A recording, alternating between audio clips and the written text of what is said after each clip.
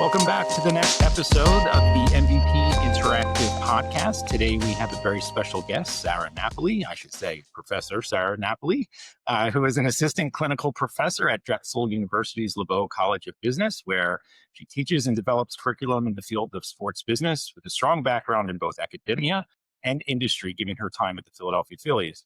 Her teaching emphasizes experiential learning, industry engagement, and the development of critical skills for future leaders. I can attest to this personally, as I was a grateful guest at her classes. I presented at 2 classes, and so I really enjoyed that time. So Sarah, thanks so much for joining us. Thank you for having me. I'm really looking forward to this conversation. Awesome. Well, as your bio mentioned, you have a really unique skill set, especially in the world of sports business, given your history with the Philadelphia Phillies. And so could you walk us through maybe your career path, even predating the Phillies and kind of navigate us to how you landed here at Drexel? Absolutely. So I guess you could start thinking about, when did my love of sports happen, right? And just like a lot of kids, I always played a lot of different sports growing up.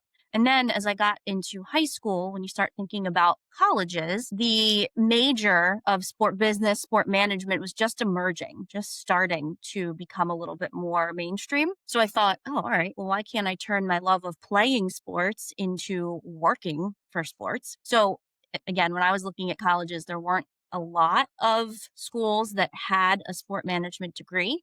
But I ended up choosing Ithaca College in upstate New York. And I played field hockey there, and I majored in sport management. So that sort of set me on the path of learning more about the business of sports. When I was at Ithaca, I was able to complete 2 internships. One was at Villanova in their, sport business office. So I got to see behind the scenes of how large Division I organization is run. And then for my second internship, I worked for the Phillies, ended up turning that into an 11-year career. I worked in sales, in the sales office. So I was the manager of suite sales and services. Really, in a nutshell, that job is about relationship building. And we will talk a lot about that during this episode, I'm sure. When I was with the Phillies, I decided to go to Drexel to obtain my master's degree in sport management. And after I finished that degree, I started teaching. I was an adjunct instructor at a couple different area schools. And I realized, oh, I actually like the teaching part, and let's see what we can do with this. So I ended up leaving the Phillies in 2017 because I had started a family, but I continued teaching part-time.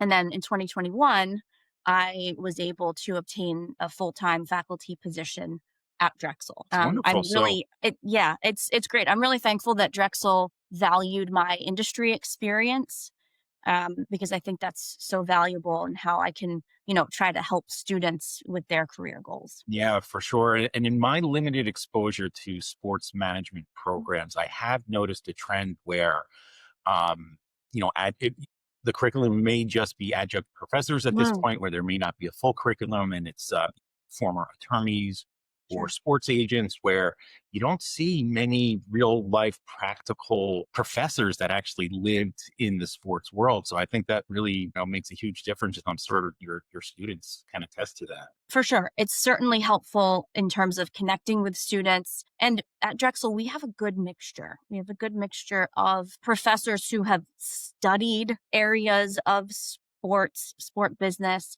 and people who still work in the industry and are, teaching part-time. So it's a good mixture. Yeah. And so I just have to ask, during your tenure with the Phillies, was this during the World Series era as well? Oh, yes, it was. Yes, it was. My first full season with the Phillies was 2007. Oh my goodness. They You were made right it there.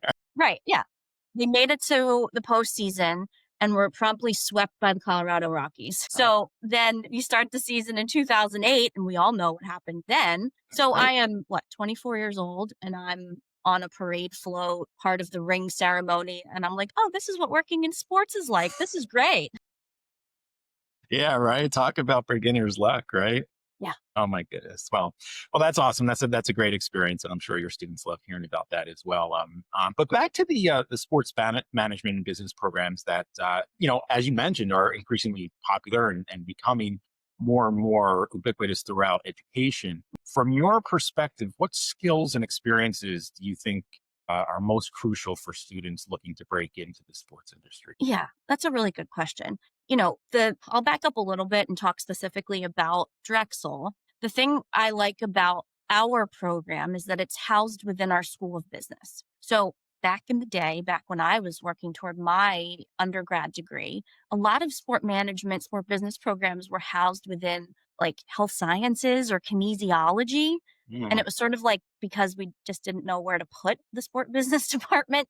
But now we've evolved and we give our students a really strong business core, a really strong business foundation. Then we build the sport classes into the curriculum second year, third year. So yeah, I really like that approach. Now, when we're thinking about the skills that are needed, yes, of course, you have to have an understanding of what makes sport marketing different than traditional marketing. You have to understand sport law, sport econ, right? All those different disciplines. But what I really think about in terms of skills would be what people might call soft skills, or you could call them people skills, right?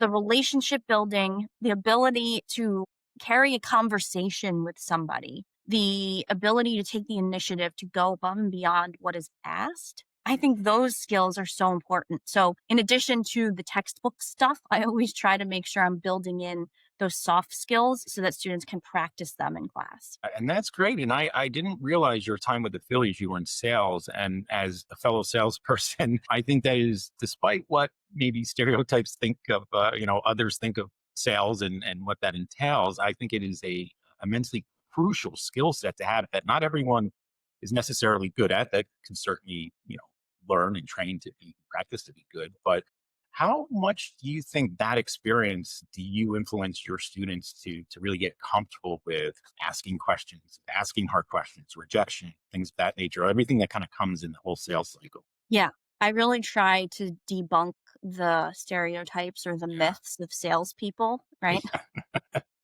Again, I try to think about it as, all right, how can we find a solution that's beneficial to both parties, right? How can we make this a true partnership?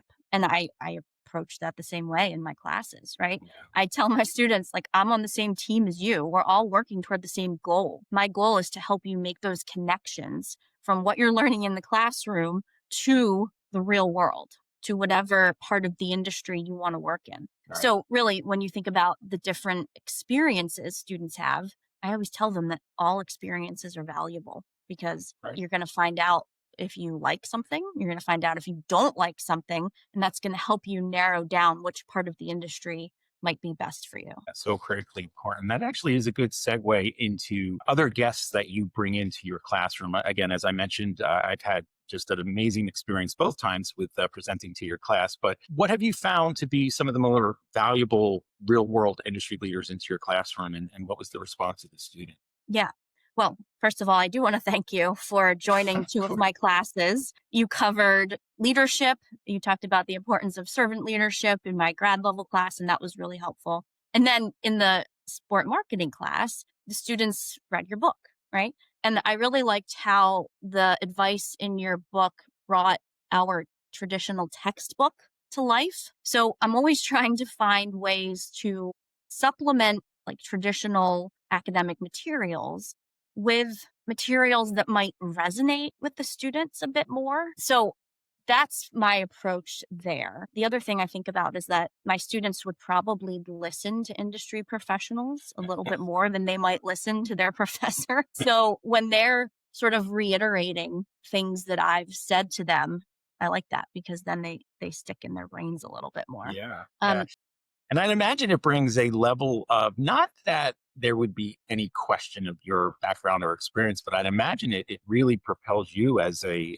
real leader in the space to bring all these different leaders into the classroom. Because I'm sure, as I mentioned, right, a lot of these professors that are in this sports management may have not had the practical experience, which then may not in turn create the network that you have. So I'm sure your students really appreciate Right. And I mean, to be very transparent, I left the Phillies in 2017, right? The sport business industry has shifted and evolved a ton since then.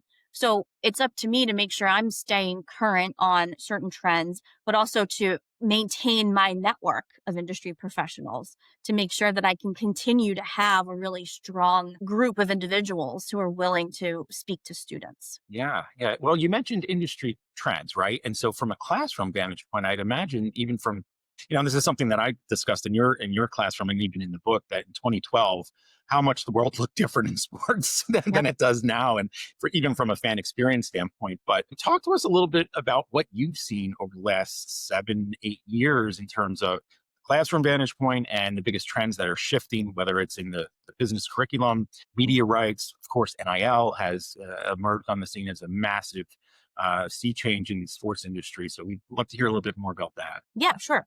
So something that we do within the sport business department is we maintain an advisory board.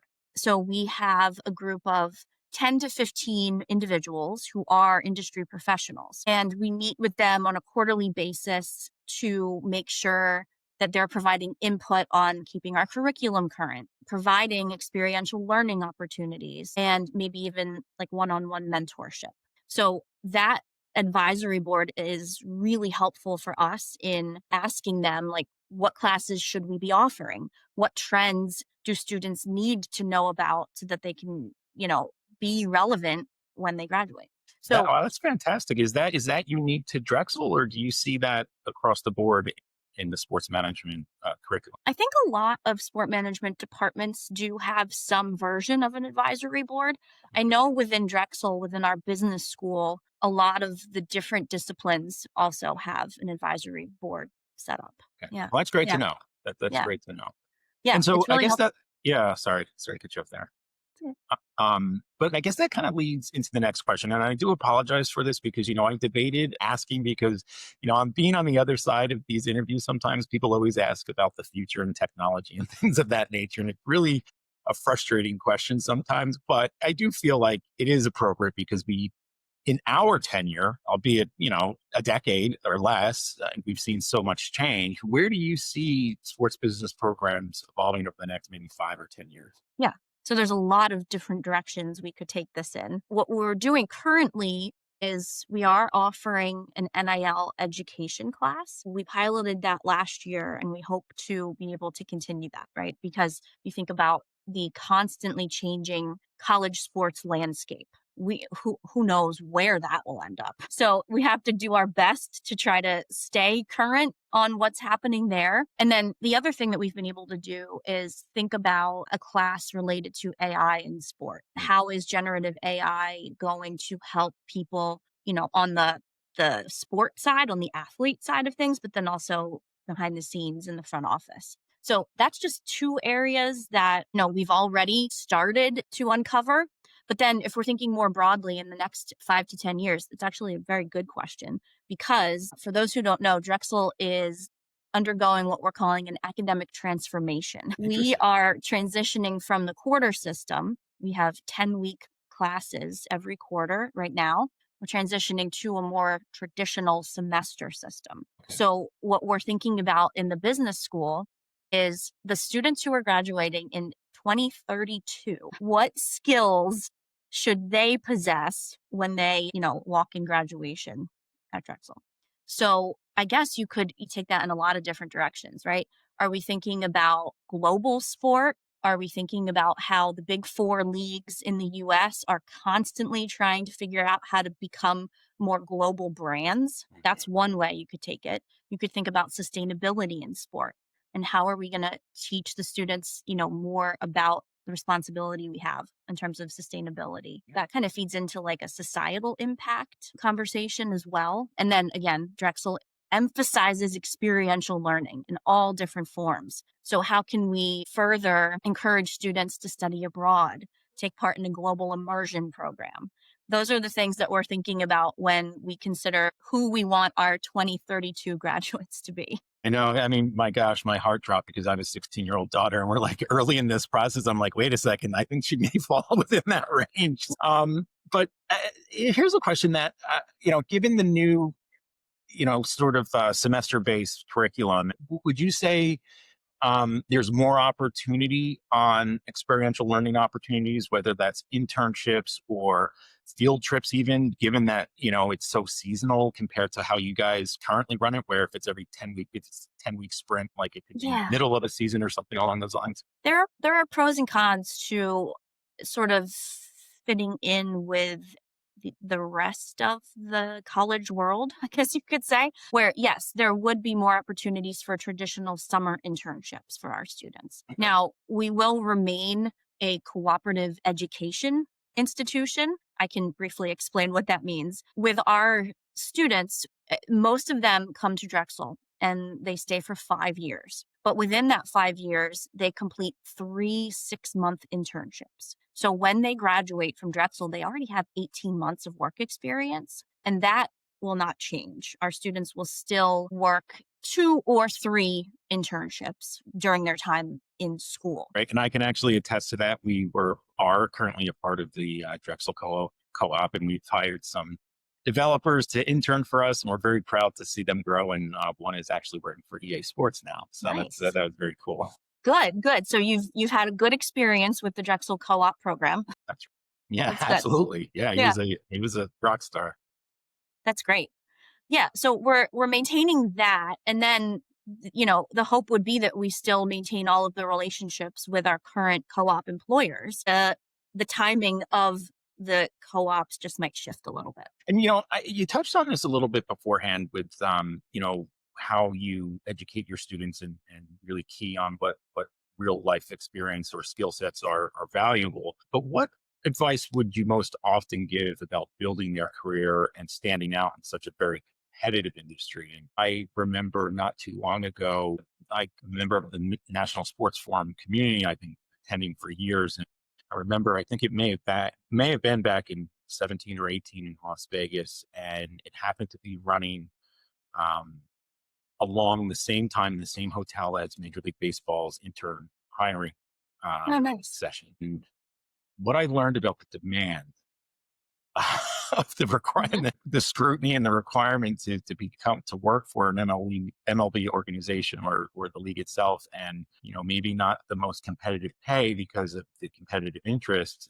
I can imagine that's pretty daunting, even though because who doesn't love sports? I mean it's a little um, slanted, but yeah. So what do you really suggest to your students to kind of really stand out? Yeah, there's a bunch of things I think about and a bunch of pieces of advice I might give to somebody who's interested. You have to sort of ask yourself, why do you want to work in sports? And is it because you want to hang out with the athletes? You want to meet the players? If that's your answer, you might need to rethink that a little bit, right? Because you might, find yourself in an elevator with an athlete once a year, right? But that should not be the reason why you want to work in sports. So I think we start there, right? What's the reason why? And then you think about, all right, well, what is your current skill set? What are your strengths?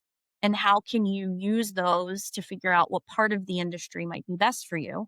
But then also, like, what are your areas of opportunity? What do you need to strengthen in order to have a full skill set to be a really desirable candidate? So that's one piece of it. But then, as an example, right, James, you came to campus and you spoke with students. How many of those students then connected with you on LinkedIn or sent you a note to say Quite a thank bit. you, or Yeah, this piece of your talk really resonated with me? If they quite a didn't do bit. that, then that's a missed opportunity for sure. So the networking piece, the relationship building piece, I know people always say network, but I really try to give my students concrete examples of that and action items that they should follow up on in order to differentiate themselves from everybody else who wants to work in the industry. Yeah, yeah, that's invaluable advice for sure.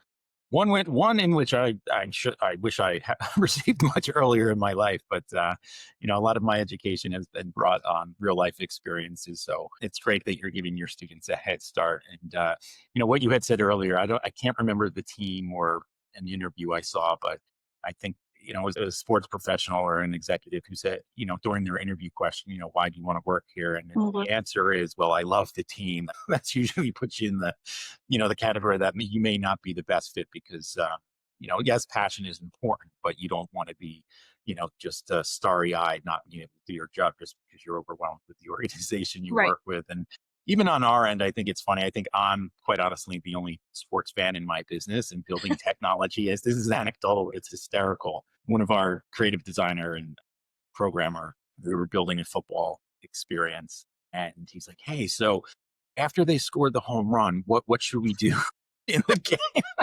It's like, Man. I just thought it was amazing. So I get a kick out of that stuff, but but it didn't interfere with their work, right? So it doesn't necessarily mean you have to be, is so overwhelmed on the fan base or the fandom into being a marketing professional or a sales professional, because it really will transcend a sport. And you see that in sports, right?